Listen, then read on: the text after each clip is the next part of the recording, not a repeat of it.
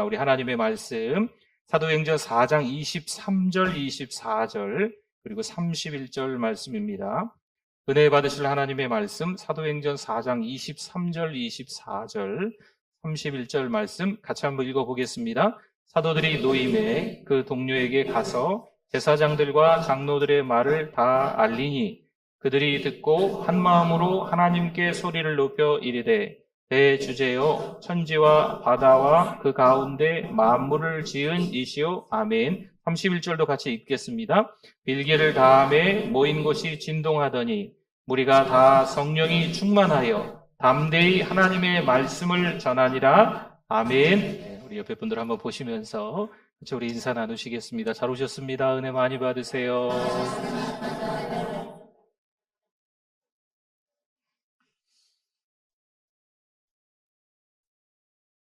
하루하루 인생을 살아가면서 깜짝깜짝 놀랄 때가 있는 것 같습니다. 세상이 참 많이 변했구나. 세상이 참 어려워졌구나. 특별히 우리 그리스도인들이, 우리 신자들이 이 땅에 살아가는 것이 참 쉽지 않게 되었구나라는 것을 느끼게 되는 것 같습니다. 그래서 오늘은 우리가 이 세상 가운데서 어떻게 믿음을 지킬 수 있을지, 그리고 어떻게 성령 충만으로 담대히 나아갈 수 있을지 함께 그 은혜를 나누고자 합니다. 사도행전 1장 8절에서 말씀합니다. 오직 성령이 너희에게 임하시면 너희가 권능을 받고 예루살렘과 온 유대와 사마리아와 땅끝까지 이르러 내 증인이 되리라 하시니라. 아멘. 성령의 능력을 받아야만 우리는 이 땅에서 복음의 증인이 될 수 있습니다. 초대교회 성도들이요, 박해와 위협이 있었는데 그때에도 여전히 담대하게 복음을 전하며 하나님의 뜻을 이루어 나갑니다. 성도 여러분, 그들은 어떻게 그 어려움 가운데서 흔들리지 않고 오히려 더 담대하게 복음을 전할 수 있었을까요? 이 질문의 답을 찾기 위해 우리는 본문을 좀 더 깊이 들여다보며 성령 충만이 우리의 삶에 어떻게 역사하셨는지 좀 풀어서 나누어 보려고 합니다.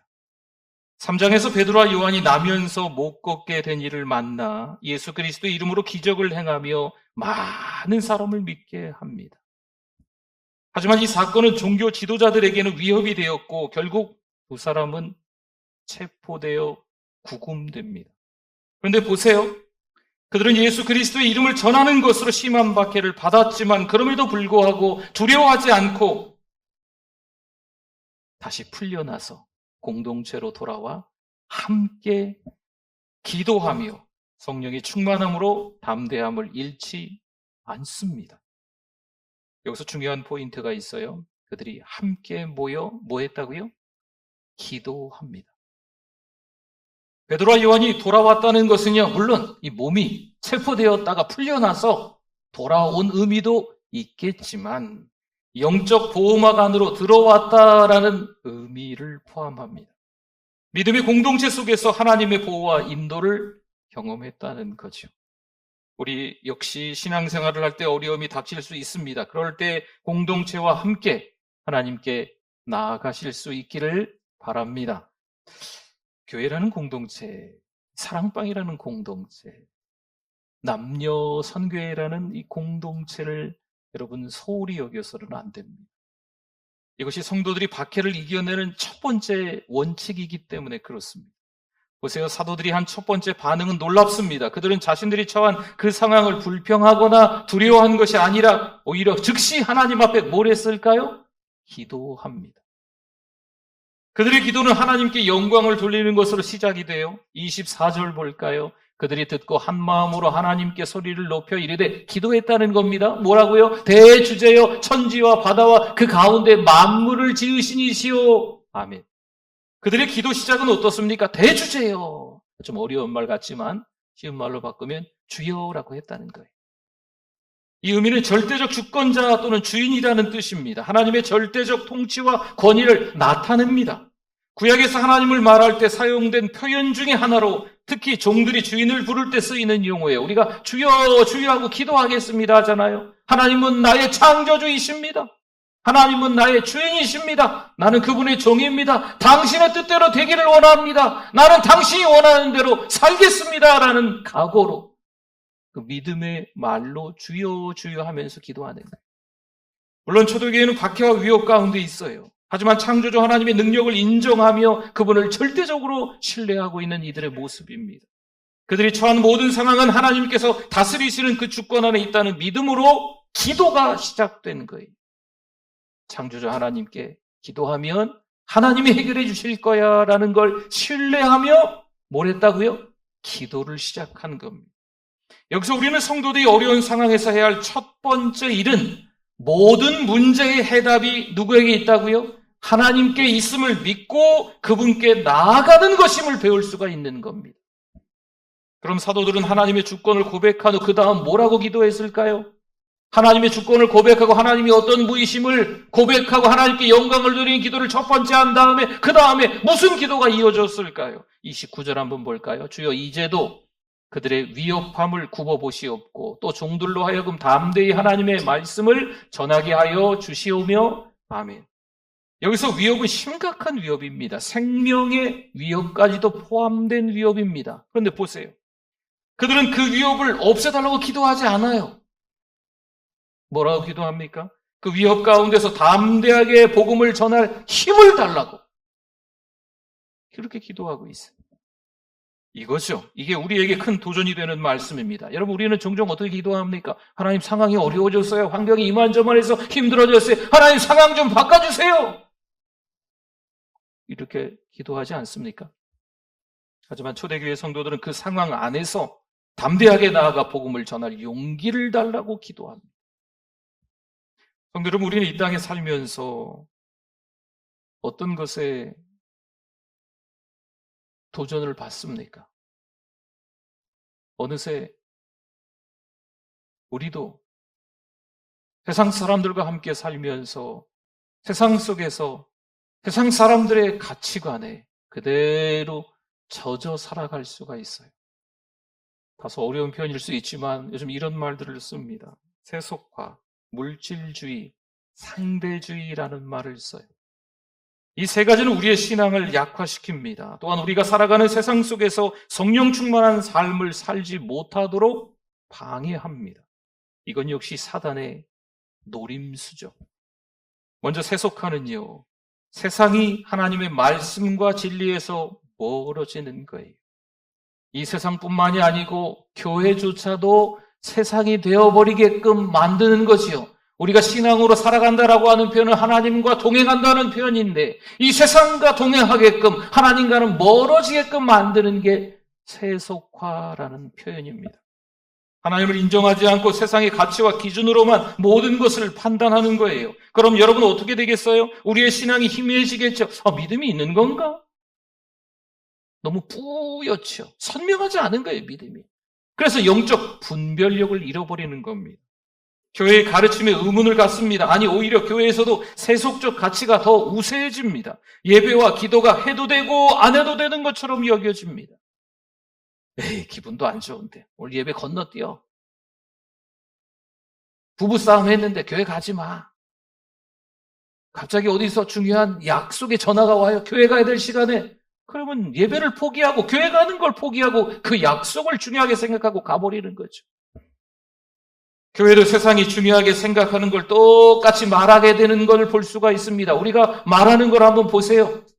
우리가 뭔가를 선택하고 결정할 때를 보세요. 때로는 교회에서도 다수의 사람들이 세상 다 그렇지 뭐. 세상에서 다 그렇게 하는 거야. 남들 다 그렇게 하는데 다른 교회들도 다 그렇게 하는데 여러분 이게 정답이 되어버렸어요. 세상이 원하는 거, 많은 사람이 원하는 게 믿음이 없는 말들인데 그대로 다 따라가 버리는 경우가 많아졌습니다.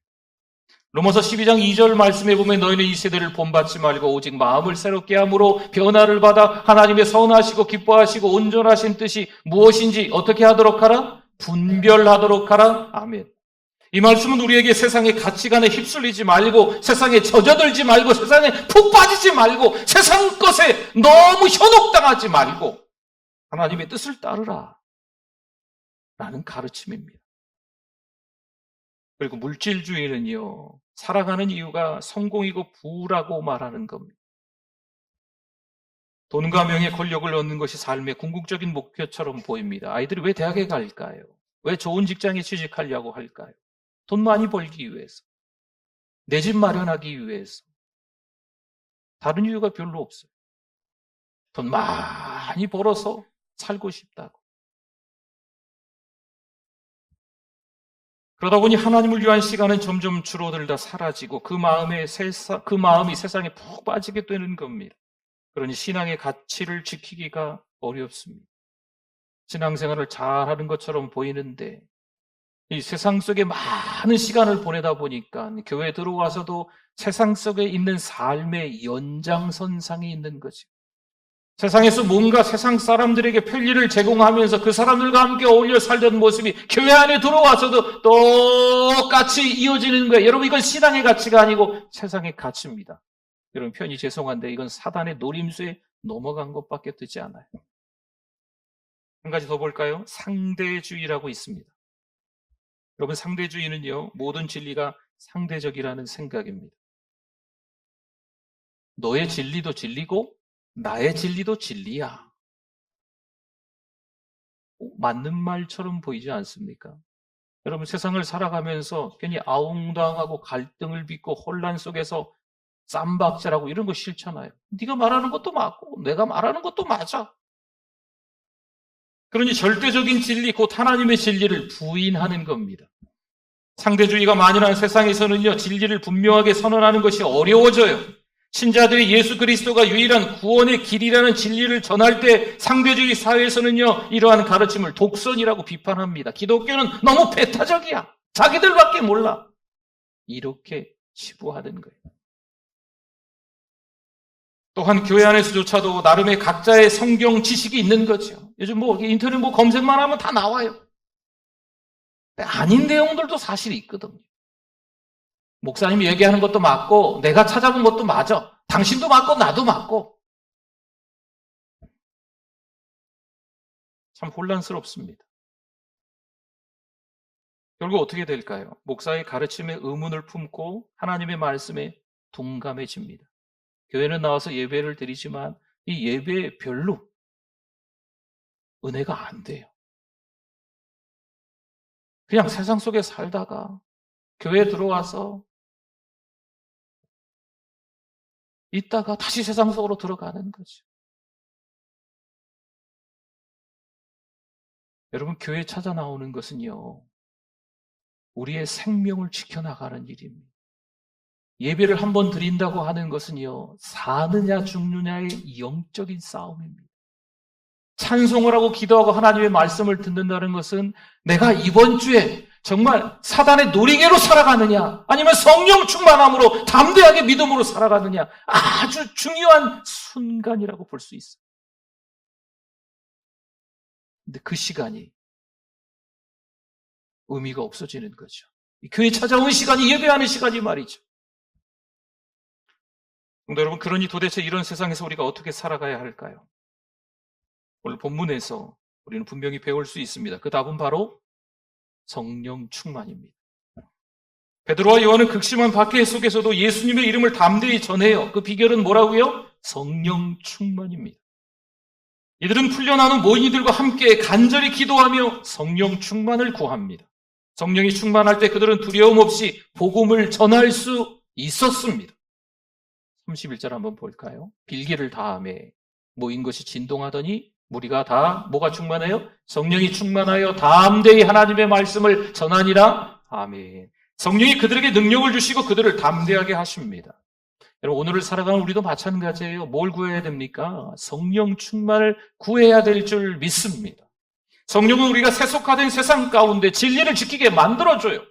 물질주의에 빠지지 않고 상대주의 유혹에 넘어가지 않도록 도와주십니다. 성령은 우리의 생각과 마음을 새롭게 하시며 하나님의 뜻에 따라 살 수 있는 능력까지도, 담대함까지도 주시는 거예요. 그렇다면 성경에서 성령의 충만함으로 담대히 나아갔던 사람이 누구 있을까요? 많겠죠. 한두 분만 간단하게 소개해드립니다. 하나님의 말씀을 순종하는 일에 타협하지 않았던 사람이 있었어요. 사자굴에 던져질 것을 알고도 여전히 하나님께 변함없이 감사하며 기도한 사람이 있었습니다. 누굽니까? 다니엘입니다. 성령의 충만함이 그의 믿음을 붙들고 담대함을 주셨기에 그는 죽음의 위기에서도 그 믿음을 굳게 지킬 수가 있었습니다. 또 한 사람 더 말해볼까요? 하나님의 부르심이 있었어요. 그런데 두려워합니다. 갈까 말까? 부르심에 순종할까 말까? 너무 두려운 거죠. 하나님께서는요, 내가 너와 함께 있으리라 말씀하시면서 그에게 힘과 용기를 북돋아 주십니다. 애굽왕 바로 앞에서 하나님 주신 권위와 능력으로 담대하게 나아갔고 이스라엘 백성들을 출애굽하게끔 해방시킵니다. 누굽니까? 모세죠. 그가 보여준 담대함은요, 자신의 능력에서 나온 것일까요? 아니에요. 성령의 인도하심에서 비롯된 것입니다. 그럼 성도 여러분, 우리의 가정과 직장 속에서 성령 충만으로 어떻게 담대함을 실천할 수 있겠습니까? 가정은 우리가 가장 가까운 관계 속에서 서로를 대하는 장소입니다. 가장 가까이에 있으면서. 가장 가까이에 있으니까 실수도 해요. 허물도 보입니다. 그래서 그렇죠. 자꾸 이렇게 불편한 일들이 생깁니다. 갈등이 생기는 게 현실인 것 같아요. 하지만 성령의 충만함을 받으면 우리는 자연스레 주님의 말씀을 기억하고 긍휼과 용서를 실천할 수 있는 곳도 가정입니다. 성령께서 우리 안에 역사하시면 서로의 약점과 부족함을 이해하고 용서합니다. 그래서 성령의 인도하심 아래 우리는 가정 안에서 긍휼을 베풀고 사랑으로 가득 찬 환경을 만들 수가 있습니다. 요즘 교회 안에 믿음반, 다윗반이 있습니다. 숙제도 있고 숙제를 또 이렇게 잘 내시는 우리 성도님들도 계십니다. 숙제 가운데 하나를 좀 보니까 우리 집사님 한 분이 하나님의 말씀을 듣고 은혜를 받으셨어요. 집에 돌아가 배우자와 자녀에게 미안하다라는 말을 하셨다고 하더라고요. 성령께서 역사하셔서 그 마음을 주신 줄 믿습니다. 또한 직장에서 성령 충만함을 실천할 수가 있습니다. 분명 직장에서는 경쟁과 스트레스가 많지만 하나님의 자녀로서 긍휼과 담대함을 나타낼 수가 있습니다. 성령께서 우리를 충만하게 하시면 우리는 직장 동료들에게 따뜻한 말 한마디, 위로의 말 한마디를 건넬 수가 있는 거죠. 그들의 어려움을 이해하고 도와주는 사람이 되는 겁니다.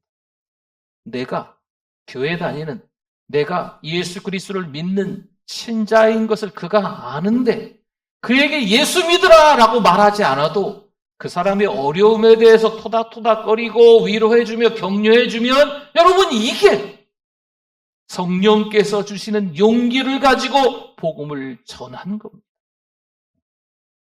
또한 동료들이 돈돈하며 세상과 짝하여 살아가고 있는 그때 우리는 성령의 충만함을 통해 세상의 유혹과 그 핍박 속에서도 흔들리지 마시고 하나님의 말씀을 담대하게 선포할 수 있는 저와 여러분이 돼야 될 줄 믿습니다. 우리 집사님 한 분이 최근에 이직을 했다고 합니다. 이직한 직장에서 적응하려면 참 쉽지 않겠죠. 어렵지 않겠습니까? 하지만 담대하게 하나님께 감사 기도를 드리고 점심을 먹는 거죠. 물론 동료들이 눈살을 찌푸렸겠지만 차츰 모두가 집사님의 기도가 끝나기를 기다렸다가 함께 식사를 한다고 하네요. 사소한 것 같지만 여러분, 이건 역시 성령께서 주시는 담대함인 겁니다. 성도 여러분, 성령의 충만함은요, 우리로 하여금 하나님의 말씀을 담대히 전하게 하는 원천이 됩니다. 우리가 가정과 직장에서 성령 충만으로 담대하게 살고 그리스도의 진리를 선포할 때 하나님께서 우리를 통해, 잘 들으십시오, 우리를 통해 하나님께서 일하실 줄 믿습니다. 오늘 본문에서 베드로와 요한은요, 고난과 박해 가운데서 자신의 믿음을 굳건히 지키고 돌아와서 동료들과 함께 하나님께 뭘 해요? 함께 공동체 하다고 함께 뭘 했습니까? 기도합니다. 이 장면은 우리가 함께 기도하는 공동체의 중요성을 상기시켜 줍니다. 공동체가 함께 기도하는 거죠. 합심 기도하는 거죠. 중보 기도, 도고 기도하는 거죠. 그들은 혼자서 이겨내지 않아요. 때로는 우리가 신앙생활 하다 보면 내 신앙의 경력이, 내 연차가, 내가 알고 있는 성경 지식이, 내가 있는 하나님의 말씀을 줄줄이 꿰고 있으니까 내가 혼자서도 이겨낼 수 있을 거야. 난 혼자 신앙생활 잘할 수 있을까? 혼자 다 하려고 하는. 여러분, 자주 드리는 말씀이지만 사단 마귀의 밥이 쉽게 될 수 있어요. 공동체와 함께 하나님 앞에 무릎을 꿇고 담대함을 구하실 수 있기를 부탁을 드립니다. 우리도 화목기도회로 모든 성도를 본교회에 소집합니다. 자녀를 위해, 가정을 위해 기도하는 부모들, 건강을 위해, 화목을 위해 기도하는 성도들, 교회를 위해, 민족을 위해, 이 세계를 위해 기도하는 여러분들 모두를 소집합니다. 한 주에 한 번은 모든 성도가 본교회 화목기도에 참석할 수 있기를 바랍니다. 모든 성도가 한 주에 한 번은 내가 새벽을 깨우겠다, 이 화목기도에 참석하겠다라는 각오가 있으셨으면 좋겠어요. 교회 공동체와 함께 하나님 앞에 무릎을 꿇고 담대하게 기도할 수 있는 저와 여러분들이 되실 수 있기를 바랍니다. 세상에서 혼자 외롭게 싸우는 것이 아니에요. 성령의 능력 안에서, 그리고 함께하는 믿음의 공동체 안에서 담대하게 나아갈 수 있기를 바랍니다. 여러분, 세속화, 물질주의, 상대주의가 그렇게 만만해 보이십니까? 절대 그렇지 않습니다.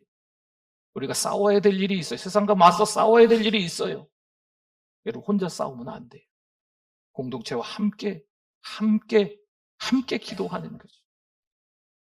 우리의 믿음을 흔들 때가 있습니다. 더욱더 기도해야 될 때인 것을 기억할 수 있기를 바랍니다. 우리에게 필요한 것은 사람의 힘이 아니에요. 내가 어느 정도 직분이 있으니까, 내가 어느 정도 지금까지 교회 안에서 배워놓은 게 있으니까, 내가 어떤 책임감이 좀 있으니까, 이런 게 중요한 게 아니에요.